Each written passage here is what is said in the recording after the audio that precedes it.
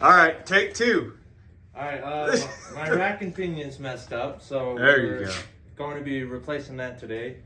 We just got the wheels off, and yeah, so on. Yeah, so symptom. Let's get underneath here. All right. So here's our rack and pinion. We got to disconnect that guy from the steering shaft, and then of course the outer tie rod ends on both sides. And then you do have this cross member right here. I really don't want to have to mess with that at all. We're just gonna unbolt these four right here. There's one on the top, bottom, and then same over here. That guy and that guy. And then obviously we'll have to disconnect the lines. So it's actually a fairly easy job. Just fishing this rack and pinion out is gonna be a little difficult. Reason why we're replacing it, this guy right here. So it is completely leaking out all the power steering fluid, and it is not good. Should we say what my vehicle is? So, yeah. It's an 04 is300 2JZ power. Well, like, I don't know if someone's looking, like, if they need to do the same thing. I should say lack of power. All right. Well, let's, what we'll do is if you want to start, with the pin right here? take that pin out, take the castle nut off. We'll get these outer tie rods off. And then what we're gonna do is crack these lines open. I'm gonna drain all the power steering fluid out. And then we'll get back to you before we start taking off these 4 bolts. All right, so we got that castle nut off, and this cotter pin, where's that little cotter pin at? I'll get it. Okay. I'm gonna show you something on this cotter pin so you guys don't break it. You can reuse it. Okay, so as you can see, it has a little clip just like that. And all you do is put a flathead in right here, and you're gonna pry it out just a little bit, and then you can slide this whole unit out. So do not just put the flathead in on this end, or you could break that little lip and you gotta go get a new one. Okay, so now that that bolts off, what you're gonna do is you're gonna hit this side of the knuckle. Try not to hit your caliper at all, that bracket, but go ahead.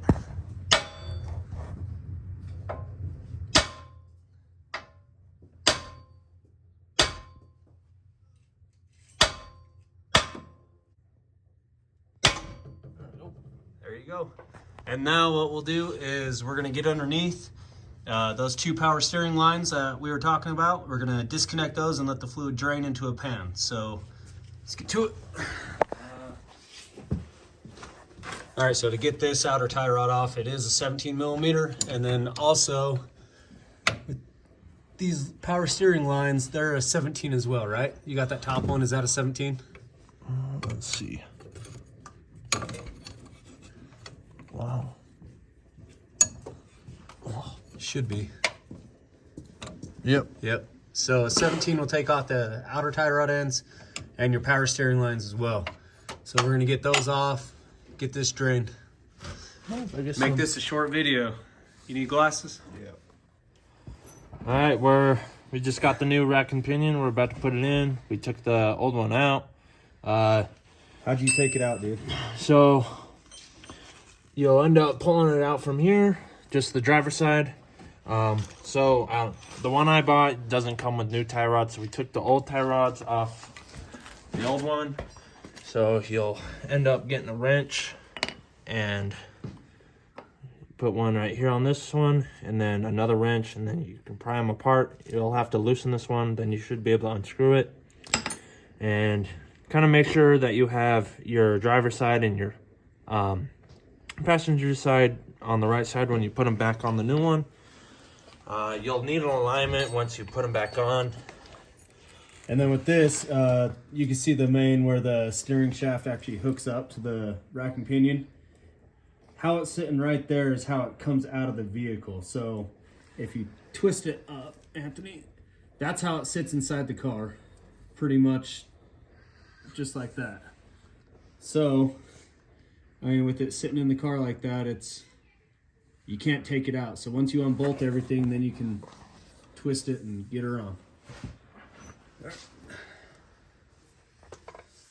Nice and easy.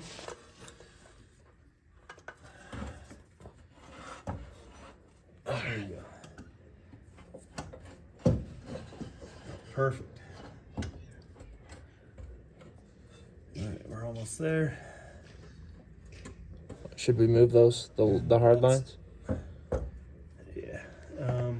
We're gonna have to go. Take that cap Were off? both of them up and over that shaft? I think so. Yeah, it's gonna have to be because.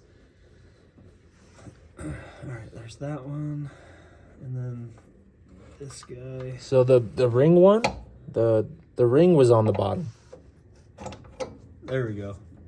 Yeah, so both these lines need to be on the driver's side of that steering shaft.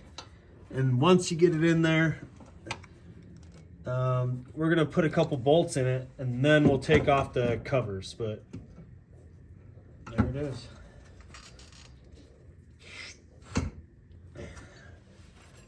Is it good to stop? Let's get. Yeah, you can stop. All right, so same process as putting it back in as you took it out. So connect everything back together, the tie rods, make sure everything's tight, and then with the power steering fluid, top it off, start your car, and you're gonna go lock to lock, left to right, all the way. And you're gonna have to add some fluid into the power steering fluid because obviously it'll soak up through and go through the rack and pinion. And then you're gonna have a ton of bubbles in there, just keep working it.